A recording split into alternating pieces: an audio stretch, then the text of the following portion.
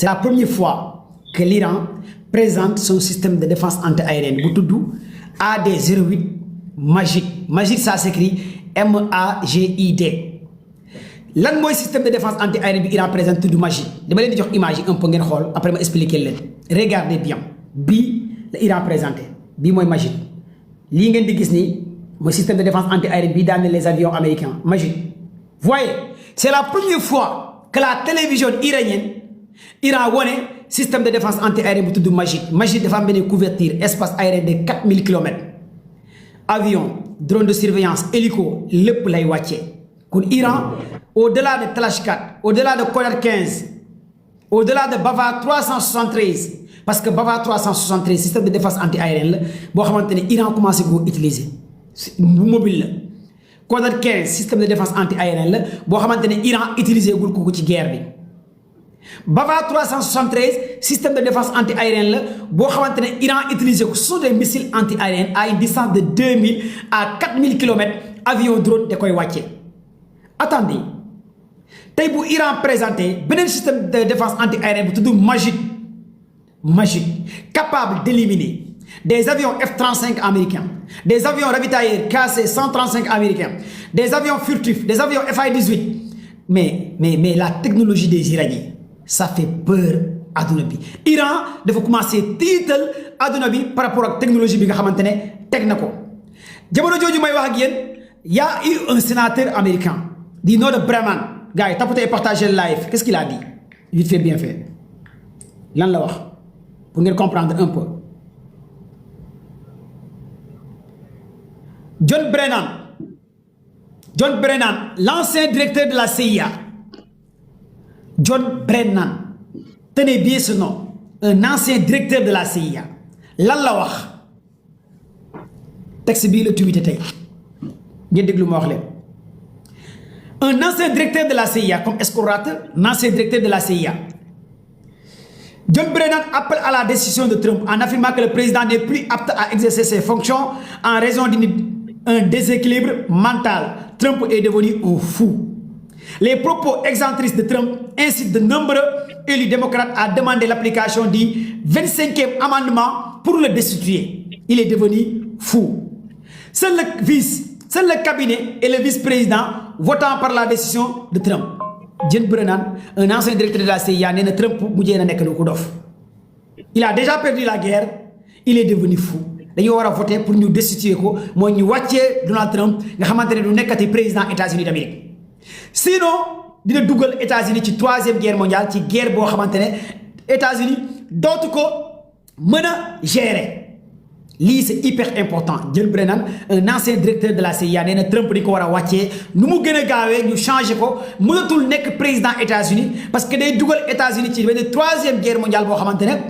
tax na mit États-Unis daanu na tax na léegi ñëpp ragal suñu États-Unis kon John Brennan nee na Trump na wàcc nu mu gën a gaawee. léegi nag Trump lan lay tontu Trump dafa war a wàcc nu mu gën a gaawee beneen xibaar bi ma leen di jox live da direct gars yi tapotez partagez live s'il vous plaît. Jusqu'à présent on signale le live et je n'arrive pas xam naa li may wax ci Trump moo ne booy bi nañ ko kii quoi.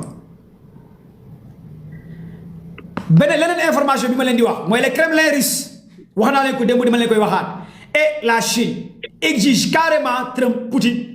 autant pour moi ne touche pas à nos navires tankers. La Chine demande les Américains ne touchent pas à nos navires. La Russie parle aux Américains ne touche pas à nos tankers. Est-ce que les Américains question bi mooy ndax Américains yi dinañ ñeme bombarder li nga xamante ne mooy les tankers les pétroliers russes ak Chine. L'heure est vraiment grave. L'heure est très très grave. waxoon naa leen heure bi mu ngi doog a grave. joxe leen cœur vert yi gars yi bàyyi leen cœur rouge yi ngeen di joxe day yàq live bi joxe leen cadeau yi ay cœur vert yi ngeen bindi 99 ngeen bindi TikTok is the best good TikTok parce que TikTok moo ñuy jàppale ñuy live ah. kon gars yi tapotez et partagez donnez les cadeaux les fleurs les cœurs tey nee naa leen information kese laa leen di jox du ma jël kenn du ma yéegal kenn su ma paree dem naa sama yoon live bi du yàgg kon donc partage leen ngeen tapoter peut-être su may jël benn ñaari nit laa jël benn ñaari nit kon donc tapoter partage lu yàgg ku mën a enregistrer na nga enregistrer da ngeen di jékki-jékki rek ma sukkay 35 lu leer laa leen di wax parce que dañoo nekk ci guerre ñoo nekk ci guerre léegi booy dem doo tàggoo du booy dem doo tàggoo dañoo nekk en pleine guerre waaw dama leen di wax lu leer je suis en guerre on est en une troisième guerre mondiale qui est là boo nekkee ci guerre rek da ngay pare man dama pare instant yi ku pare wut ci yéen la kon partagé leen bu gaaw waaw dañoo nekk en guerre ñoo nekk en guerre léegi fii nag la Russie et la Chine lan la waa Russie ak Chine wax Trump xam nga wax naa leen porte avion George Bush porte avion américain George W. Bush mënut a jaar par la mer Rouge pour rejoindre golfe Persique dans les eaux d'Oman léegi fan la jaar Afrique américain léegi Afrique la ñuy jaar pour war a mën a relier fi nga xamante ne les eaux internationales. Quelle défaite des Américains! C'est la première fois dans l'histoire la puissance américaine Iran obligé américain di jaar en Afrique léegi américain dañuy wër Afrique la ñuy jaar pour mën a rejoindre mer Rouge waa Yémen dañoo ne du ngeen fa jaar détroit Bab el-Mandeb déedéet mer Rouge moom du ngeen fa jaar côté détroit d'Ormuz waa Iran ñoo fa nekk mer Caspienne foofu sont les Balkans les Kazakhstan les Russes ñoo fa nekk américains yi léegi dañuy wër Afrique donc rejoindre fi nga xamante ne les eaux internationales ñaata milliards de dollars lañ ciy perte avec les porte-avions ñaata fan ñaata journée chaque jour ñaata milliards de dollars la États-Unis di ñàkk par rapport à ces porte-avions pour mën a rejoindre fi nga xamante ne mooy les eaux internationales nee naa leen l'heure est grave parce que nous allons voir nan lay ponkol di daanu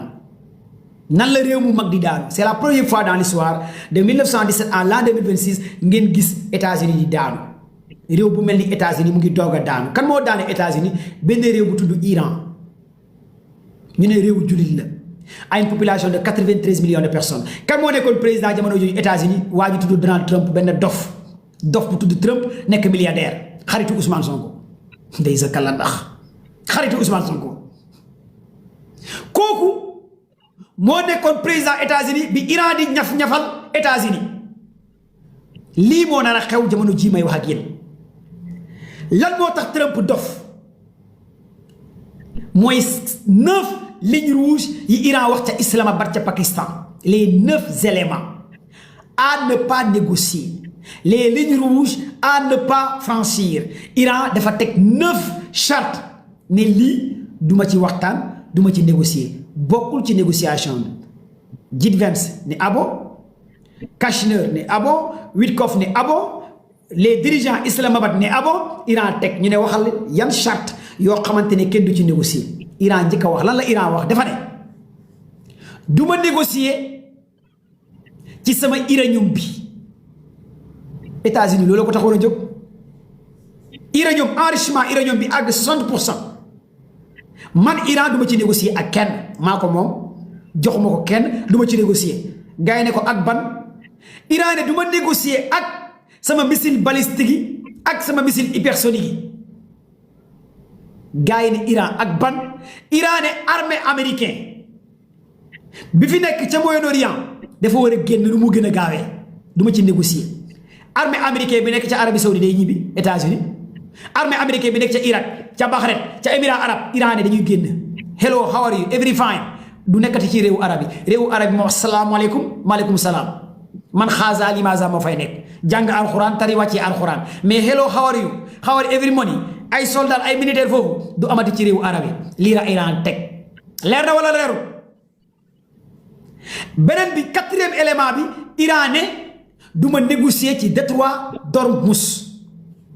sama moomeel la maa ko moom man maa fay def sama péage di jàllale sama pétrole di jaay sama pétrole du ma ci négocier des na de Iran ne ak ban Iran ne du ma négocier tant que ONU Nations Unies Union européenne États-Unis tegguwuñ seen sanction yi nga xamante ne plus de 40 ans ñu ngi ko sanctionné Iran dañ koy teggi nu mu gën a gaawee gars yi ne Iran ak ban Iran ne du ma négocier tant que yéen a ngi bloqué sama compte yi alal bi ngeen ma yoral yéen américains yi européens yi delloo leen alal bi ngeen jaare ko ci xaalis ma jot ko nu mu gën a gaawee lii la Iran teg ni du ci négocier kon lii sont les lignes rouges lii moo merloo Trump ne ñii ay dof lañ Trump ne iranien ñii ay dof lañ parce que ñii moom loolu su ma ko d'accord humiliation totale lay doon ci man parce que j'ai écouté ki nga xamante ne Albert Pacte un ancien élément analyste politique bokk ci conseil spécial Trump ma déglu Scott Stratter ma déglu Escom Williams ma déglu David Pam ñoom ñëpp nee nañ sont des conseils Trump nee nañ Trump bu d'accord ci lii mooy c'est la fin des États-Unis c'est la première fois dans l'histoire Iran imposé États-Unis son veto musul am États-Unis moo doon imposé léegi Iran mooy imposé États-Unis ça prouve que nous allons vivre la fin des États-Unis d'Amérique dans quelques heures dans quelques semaines la mute des Américains vient de tomber kon ñu doon ragal Américains yi Ousmane Sonko moom bokku ci Ousmane Sonko de faalewul Trump gàcce ngaalaama mu sell mi ak maa bëgg joolaa yi dañuy am fit ñeme seen bopp nekk ay góor yàlla j'aime bien Sonko waaw mu ne Sonko c'est un président qui déstabilise le monde jaajëf Ousmane Sonko tu as parfaitement raison merci Sonko jamono jooju ki nga xamante ne ak li ngeen war a xam ak li war a am mooy 5 à 8 à 9 éléments yi loolu la États-Unis mënul d'accord les Américains ont demandé les Iraniens dañoo bëgg a waxtaan ak yow pour ñu déminer plus de 2000 mines yi nga xamante ne Iran teg na ko ci détroit d'Ormuz Iran ne mines yi ma teg xamatuma fan la nekk waa Islamabad Pakistan laaj Iran ndax pare nañ pour déminer Iran ne mines yi ma miine xamatuma fan laa miine waaye daal ku war a jàll xam naa yoon bi ngay jaar te mine du jàll ci yow te man Iran maa lay escorter est-ce que yéen a ngi comprendre fii les Iraniens li ñuy wax ca Islamabad ca Pakistan ñu ne à travers cette île yi am na ñaari île benn bi Hark la foofu la ñuy duwee fi nga xamante ne seen pétrole bi île Hark les tankers britanniques anglais européens américains fa la ñuy dem Iran jaay leen pétrole Iran dafa miiner zone yu bëri créer benn couloir fi nga xamante ne foofu lay navire yi di jaar Iran moo xam yoon wi moo xam fan la miiner xam fan la def mini léegi au-delà que américains yi jaar wala gars yi jaar directement ci détroit d'Ormuz Iran dafa créer beneen détroit bu ndaw à côté de détroit d'Ormuz foofu lay gars yi di jaar pour éviter de toucher les mines iraniennes les Américains ont demandé ca Islamabad ndax Iran mën nañ dindi sa mini Iran ne leen da ngeen naa bëgg a dindi mini Américains ne waaw Iran ne dem leen dindi si mini bu ngeen xamee fu mini nekk rek mën ngeen naa dem dindi les Américains ont demandé Iran plus de 8 heures de temps 9 heures de temps ndax mën nañ ànd ak yow dindi mini Iran ne déedéet yéen comme que am ngeen technologie am ngeen ay sous-marin am ngeen ay navire am ngeen ay moyens je vous suggère ngeen dem dindal seen bopp yéen mini Américains yi ne déedéet ñun duñ ko def lii mooy waxtaan bi amoon ca Islamabad les Iraniens ont demandé les Américains ca Islamabad ana seen technologie ana seen puissance ana seen sous-marin yi ana seen xam-xam yi ana seen marine yi comme que vous voulez déminer détroit d'Ormuz vous n'allez qu'à aller déminer détroit d'Ormuz les Américains ont demandé Iran ca Islamabad dañoo bëgg a ànd ak yéen ñu ànd ci détroit d'Ormuz dindi miini Iran ni du ma ànd ak yéen fenn du ma coopérer ak américain du ma mës a coopérer ak hello how are you what's your name pare naa ci américain man Iran du ma coopérer ak yow parce que ay fenkat ngeen lu ngeen respecté ay accord lu ngeen ay nitu dëgg lu ngeen wax tey suba ngeen weddi ko lii la waa Iran wax J.D. Vance dafa mer ba futti Witkoff jotul wax dafa mere iranien yi Kushner moom mooy goro ki nga xamante ne Donald Trump moom moo gën a mer ñëpp parce que gars yi dañoo xas waa iranien yi tegal leen ay conditions yoo xamante ne loolu moo tax bi gars yi delloo Trump ne lii daal amatul ay négociation nu golo xam bootee doomam léegi man eau internationale dama koy tëj damay tëj les eaux internationales dans le golfe d'Oman waa Chine ak waa Iran waa Chine ak waa Russie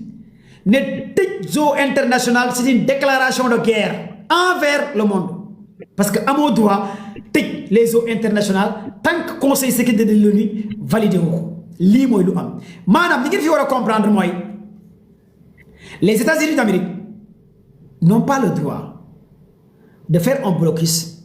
dans les eaux internationales tant que amuñ mandat bu bàyyeekoo ca ONU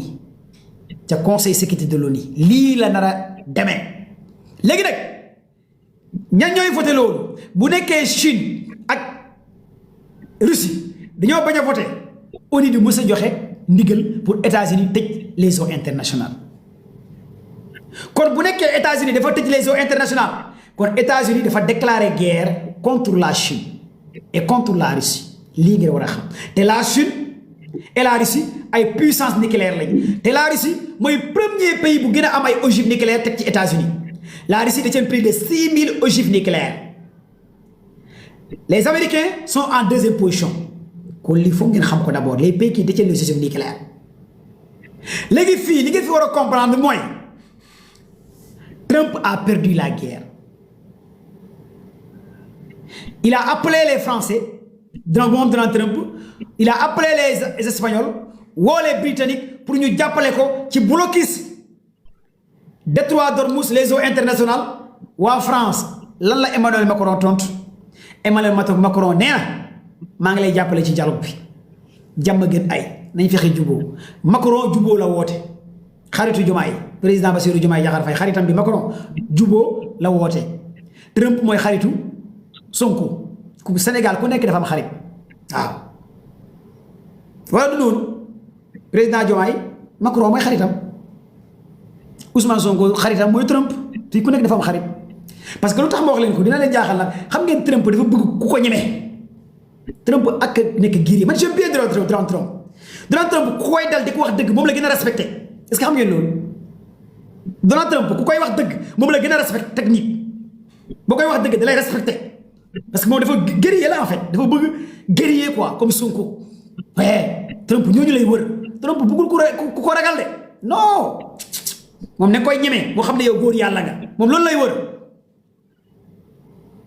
c'est hyper important pour ngeen xam loolu léegi fii nag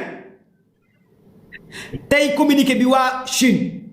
envoyé américains yi mooy dañoo leen xamal ne xanaa seen président bi Trump s'il ne va pas à l'école xëy rek daan da ngay bloquer les eaux internationales nga xamante ne les eaux internationales ñëpp ci am droit naviguer les eaux internationales tous les pays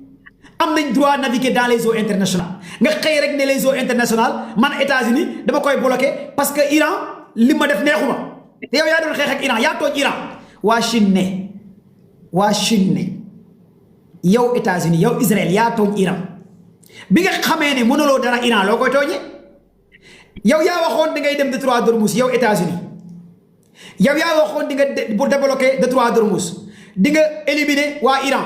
dindi nga seen base militaire yi rey nga seen soldats yi daaneel nga école yi bombardé nga lépp jeex na éliminer nga seen installation nucléaire yi ISAPAM Natanz Fordo tout ça même Trump moo ko waxoon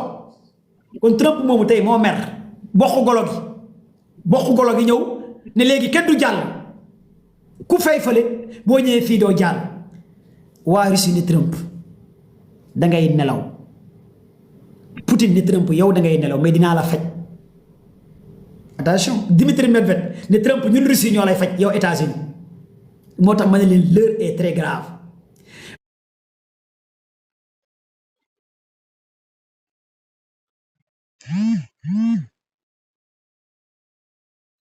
di nga ko rëccu di nga xam ne tuddoo Trump lii moo tax ma ne leen l'heure est très grave ci fan yi ñu jëm ñu ne leen bés bu États-Unis taalee benn bateau russe je répète bés bu États-Unis taalee benn bateau russe boo xamante ne ay sous-marins ñoo ko escorté xam ngeen lu tax mbir mi yéeme les navires tankers russes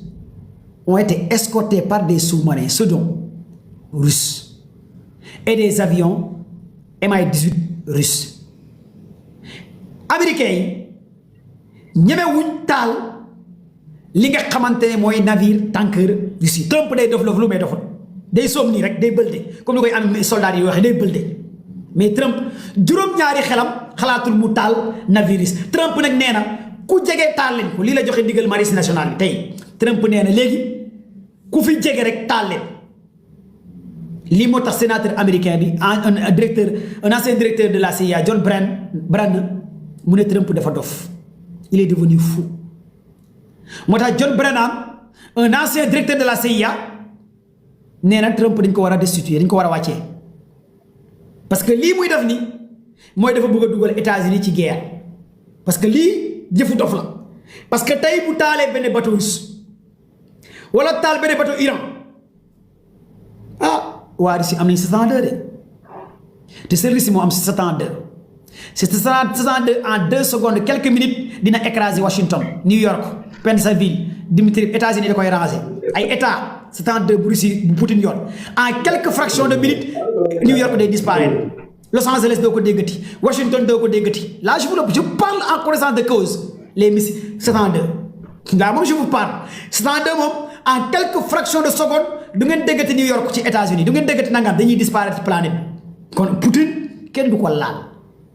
parce que moo ëpp ay ogive nucléaire États-Unis topp ci américains yi nag dofuñ parce que Poutine mu ngi dëbb daaxe Ukraine te Trump ñemewul dugg Poutine mu ngi dëbb daaxe Ukraine kon Trump américains yi xam nañ ne que en âme et conscient que Poutine kenn du ko laal yëfu Poutine kenn du ko laal xaju Poutine kenn du ko laal mbindaanu Poutine sax kenn du ko laal laa Poutine mbindaanam sax kenn du ko laal wax kii Dmitri Medvedev nag ak Peskov ñoom li ñu xamal américains yi su ngeen nekkul ay nit ñun Russie nañ leen def ay nit les heures qui viennent lii mooy déclaration bi bàyyi ko ci Russie waa Russie nee nañ États-Unis bu nekkee amu leen président dinañ leen utal président fan yi di ñëw loolu lan lay tekki en matière de guerre yéen laay laaj rek waa Russie moom nee nañ États-Unis bu nekkee amu leen président fan yi di ñëw bés bu ngeen laalee suñu navire yi suñu nangam dinañ fexe yéen américains yi da ngeen am président ci heure yi di ñëw moo tax ma ne leen l'heure est très très très grave parce que fu àdduna bi nar a jëm lii moo tax tey Trump signé benn coopération avec Indonésie ngeen déglu mu wax leen coopération bi nga xamante ne Trump signé na ko gars yi partagé leen live bi tapoté leen s'il vous plaît tapoté leen live bu baax a baax parce que ba léegi ñu ngi signalé live bi jàpp leen ci combat bi de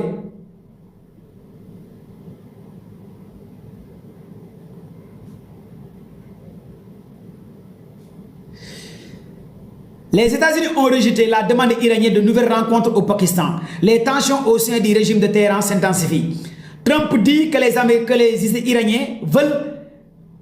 communiquer avec lui. La télévision Iran, le gouvernement Iran, le parlement Iran démentir nañ neneen Trump li mu wax yëpp ay fen la ay kàcc la ñoom demandé wuñ négocier ak moom demandé wuñ rencontre ak moom demandé wuñ waxtaan ak moom jamono jii may wax ak yéen dans les médias français Trump nee na waa Iran ñoo bëgg a waxtaan ak moom ci eau internationale yi waa Iran nee nañ Trump waxul dëgg récapitulation pour ngeen comprendre fii nag dama leen di jox lu am solo ngeen comprendre fii pour ngeen xam ne waa ji dof la wérul ma wax leen fii lu am solo fii les États-Unis d'Amérique viennent de signer un important partenariat coopération en matière de défense avec Indonésie retenez c'est très important ci li ma leen di jox comme information fii 13 avril l'an 2026, les États-Unis d'Amérique viennent de signer un important partenariat de coopération en matière de défense avec Indonésie. 13 avril l'an 2026. Les États-Unis d'Amérique viennent de signer un important partenariat de coopération en matière avec Indonésie. Système de maritime. Téléline, élément, il m'a dit, système de maritime. Sous-marin. Autonome entraînement des forces spéciales. C'est la première fois dans l'histoire. L'Indonésie est située de part et d'autre du détroit de Malacca. Indonésie est située de la part et d'autre du détroit de Malacca. Le deuxième point d'étranglement maritime le plus critique au monde après le détroit d'Ormuz. Gars experts en géopolitique. Xam ngeen lii fii lan laa fi bëgg a wax. Ku ko trouvé dinaa la wéef 10 000 francs. Parce que lii moo tax tey ma live message bi mooy message du troisième guerre mondiale bi taxaw nii lii lu dangereux laa leen di wax nii texte bi may lire nii dinaa ko firi ci wolof parce que li ngeen dégg nii ak li tax li am ni bokkul. Les États-Unis viennent de signer un important partenariat de coopération en matière de défense avec Indonésie. Système de défense maritime sous-marin autonome d'entraînement des forces spéciales ngeen déglu ma wax leen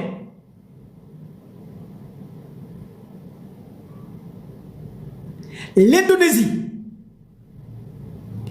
est situé de part et d'autre du détroit de Malacca. Il y a un autre détroit au-delà du détroit d'Ormuz, Boutoudou, détroit de Malacca. Malacca, ça s'écrit M-A-L-A-C-K. Le détroit de Malacca. À part le détroit d'Ormuz, il y a un détroit, Boutoudou, détroit de Malacca. Vous avez dit que vous avez solo. Américains, ils ont signé coopération avec l'Indonésie.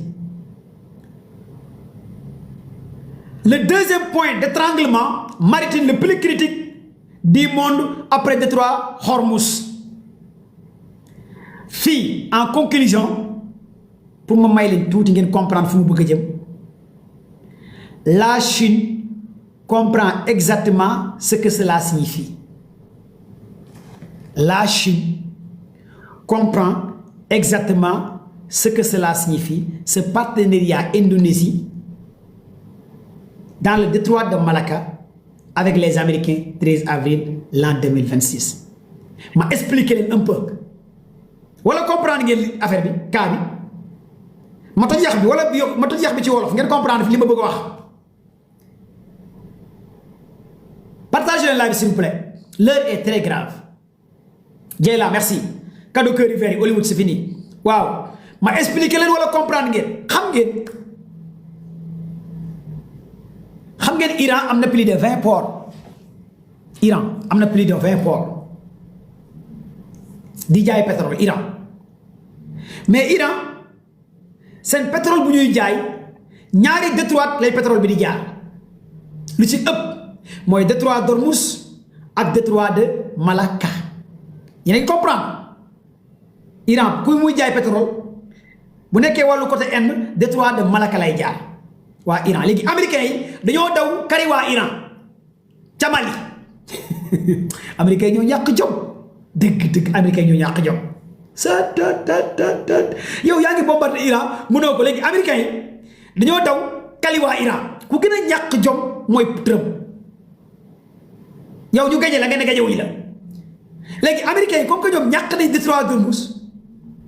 guys léegi américains yi dañoo daw kali waa Iran ci détroit de Malacca parce que détroit de Malacca foofu bu fa américains yi signé coopération avec Indonésie dinañ mën a am accès seen navire de guerre yi dans ces eaux nga xam ne que dinañ mën a bloquer les navires Chine maanaam bateau chinois yi dañu leen di mën a bloquer ak yenn navires yi nga xamante ne ànduñu ak yéen seen coopération bi lii la état ji moo tax man leen la Chine comprend parce que Chine dafay jaarale lu bëree ci détroit de Malacca ci wàllu pétrole wàllu gaz wàllu ressource Chine fu dafa fay jaarale détroit de Malacca la tudd détroit de Malacca au-delà du détroit d'Ormuz parce que foofu aussi commerce international bi day jàll. léegi nag américains yi lii la ñu soxla comme que ñun américains yi mënuñoo am détroit d'Ormuz ñàkk nañ détroit d'Ormuz léegi nañ taw signé ay coopération avec Indonésie tey la États-Unis signé pour waa Indonésie jàppale leen pour ñoom ñu mën a bloquer les tankers Chine et les tankers russes pour ñu ñoom a xeex ak chinois yi parce que chinois yi mën nañ jaar ci détroit de Malacca parce que au-delà du détroit d'Ormuz même la mer Caspienne Iran am na fa plus de 2 ports autant pour moi mer Caspienne te mer Caspienne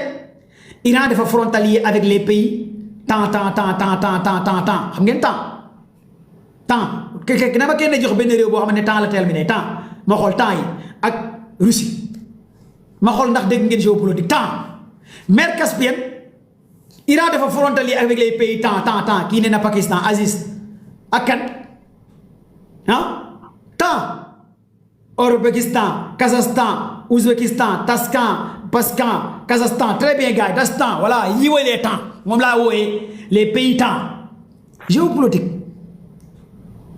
mu neex mu naqari da ngeen di dégg géopolitique mu neex mu naqari da ngeen di wax géopolitique fii ci Sénégal ak géostratégie caaxaan faaxee de commando bàyyi rek voilà j'aime bien je vous kiffe gars yi tapotez partagez léegi foofu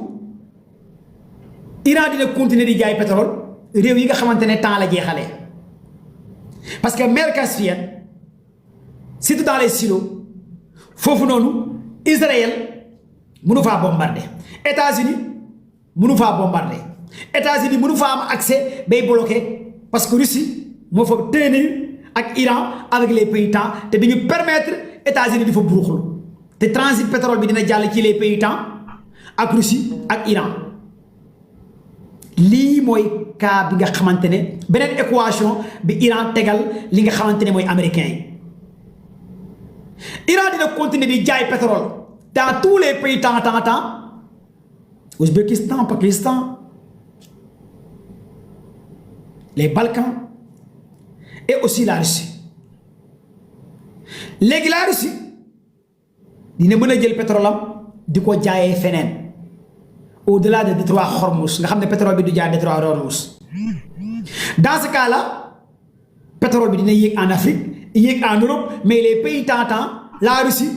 ak Iran ñoom duñu ko yéeg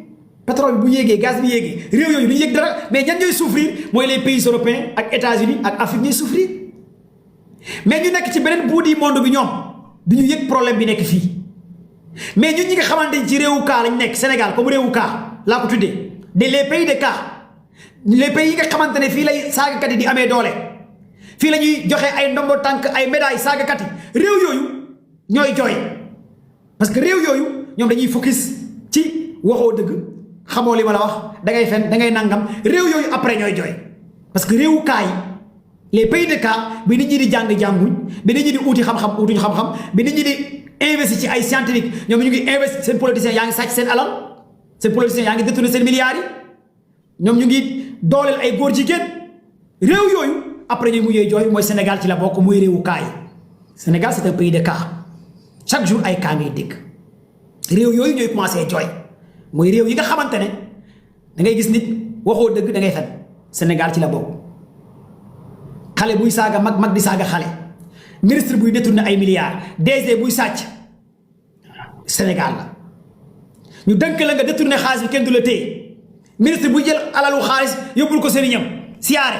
l'argent du contribuable sénégalais jox ko sëriñ bi kenn du wax boo waxee ñu ne da ngaa contre tarixa bi réew yooyu ñooy mujjee jooy bu problème bi amee mooy réew yi nga xamante ne teguñ ci dëgg teguñ ci jubal jubanti teguñ ci yoon amul droit ku mën sa morom duma mooy ci réew yooyu te ñun ci lañ bokk ñun ñooy commencé jooy ci problème bii di am parce que fii jaay doole lay doon kon donc lii ngeen war a comprendre un peu enjeu géostratégie bi fu ñu jëm ak fu mbir mi jëm et c'est hyper important ci li ma leen di wax nii moo tax fii su ngeen gisee des fois les comédiens sénégalais wala du ma wax sax wax ay comédiens les gars yi nga xamante ne comprendre di wax ne guerre bi intéressé wuñu mais parce que xamu leen lu xew su ma gisee des soi-disant sénégalais naan commando ba yaa ngi ñuy fàtt ci guerre bi ci sukkee ci missile dama naan ndeysaan parce que xamu leen li xew parce que comprendre leen nan lay àdduna di fonctionner parce que dañu leen yàgg nax seen politiciens yi Sénégal parce que dañu leen yàgg nax parce que yéen da ngeen a jàpp ne àdduna bi ziyaara màggal gàmmo daayira wérante sama sëriñ moo mën sa sëriñ bi moo ëpp kii moo mën kii pour yéen adduna bi foofu la toll alors que adduna bi dépassé na zone adduna baa ngi ci xam-xam gaa yaa ngi avancé parce que yéen foofu ngeen focus ci adduna bi alors que adduna bi dépassé na fi ngeen teg adduna bi nit ñaa ngi dem ci asamaan si nit ñaa ngi développé ay drone ay satellite ay neneen mais gaa yaa ngi wérante sama sëriñ moo mën sa sëriñ Sénégal foofu lañ toll alors que adduna bi dépassé na sama sëriñ moo mën sa sëriñ te ñun suñu xam-xam mu ngi tàmbali sama sëriñ moo mën sa sëriñ ñun foofu la ñuy yem waaw buggoo sama sëriñ bugguma sa sëriñ man maa la gën yow yaa ma gën man ci yax bu rëy laa bokk yow ci yax bu sew laa bokk ministre yi DG di sàcc sa alal di détourner say milliards di jël say contrat di ko jox tubaab bi doo kaas nga toog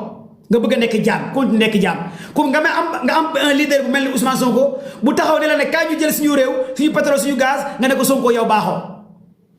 Sénégal moo tax des fois dama naan est-ce que nattu daruñu ñun nattu est-ce que ñun yàlla buggu ñëw mbugal ko en fait parce que des fois je comprends pas da nga am benn leader bu mel ni Sonko ne la kaa ñu récupérer suñu pétrole ci tubaab yi kaa ñu récupérer suñu gaz kaa ñu renégocier contrat nga ne ko hey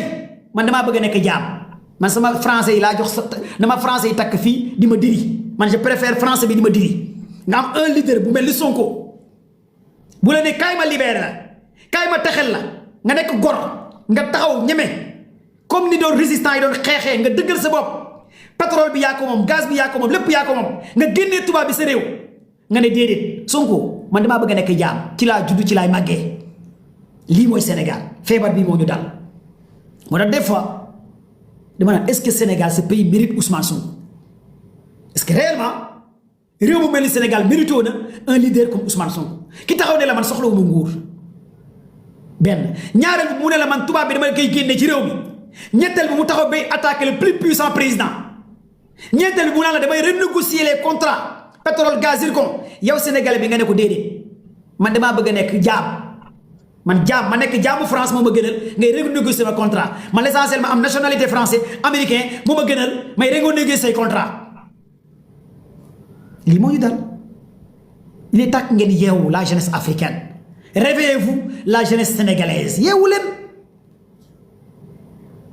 yeewu leen yeewu leen encore de plus soxor mooy feebar bu gën a bon mooy noonu borom li yàlla may nit boo ko naree soxoree di nga yeewu di feebar di nga nelaw di feebar di nga gëdd di feebar di nga tëdd di feebar parce que yàlla def na lu muy def ba pare kon lu tax ngeen soxor seen biir amul nguur nga ne da ngay soxoree nit nangam yàlla may na nit ora pour kaa ñu liggéey réew mi nga ne ko déedéet lan moo tax ñu soxor suñu biir entre sénégalais lan moo tax ñu iñaan suñu biir entre sénégalais lan moo tax lu bon kese la ñuy promouvoir entre sénégalais lu baax moom waxuñ ci dara lan yow ngay taalibe Serigne Touba bind daaray kaamil ngay taalibe Baye Niass ngay taalibe El Hadji Malick Sy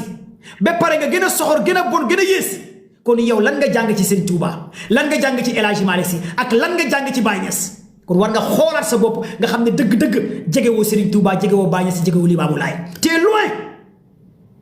par rapport à ça parce que ñooñu xam-xam la ñu woote mais pas soxor jamais nga gis les leaders politiciens sénégalais di waxtaan ci xam-xam saagante xasante saagante xasante jamais au plus grand jamais kon réveillez-vous la jeunesse sénégalaise bu leen benn leader politicien tënk bu leen benn sëriñ tënk bu leen benn buxaaba tënk xale yi jóg leen taxaw temm ngeen bëgg Sénégal protéger seen intérêt réew man message bii laa leen di jagleel bu leen benn leader pour xool leen ki nga xamante ne moo bëgg intérêt Sénégal ngeen ànd ak moom défendre leen alalu Sénégal sàcc yi ñu jàpp leen noq leen ci kaso bi un pays doit avoir la justice les ministres les DG yu détourné ay milliards Sénégal ñu ngi demander président Bassirou Diomaye Diakhar Faye que la justice soit faite à nos milliards ñi rey xale yi 2021 2022 quel que soit fu ñu mënti bokk ñu ngi demander président Diomaye que la justice soit faite parce que boo deful justice boo wàccee en 2029 justice dina am kon fexeel nga def justice balaa ngay wàcce 2029 tant que commando Baye mu ngi Sénégal justice dina am en 2029 tant que yeneen góor yàlla yu mel ni commando Baye ñu ngi fi gars yi tapoter et partager justice dina am parce que réew mi nag